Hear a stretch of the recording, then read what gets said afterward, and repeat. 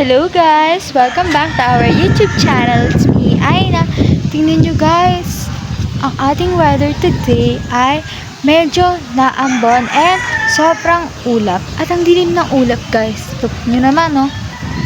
Diba guys, sobrang medyo medyo malamig and mahangin. Tapos, ayan, sobrang dilim. So, I think guys, mamaya ay uulan ng malakas. So, yun ang weather natin guys. And guys, pag lalabas kayo ng bahay nyo, huwag nyo kakalimutang magdala ng payong. Or guys, magstay na lang kayo sa bahay nyo. In case nila nyo sobrang hangin. Lakas ng hangin, diba? And medyo naabon na.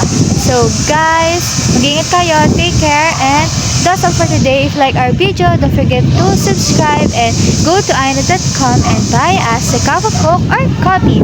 Bye guys!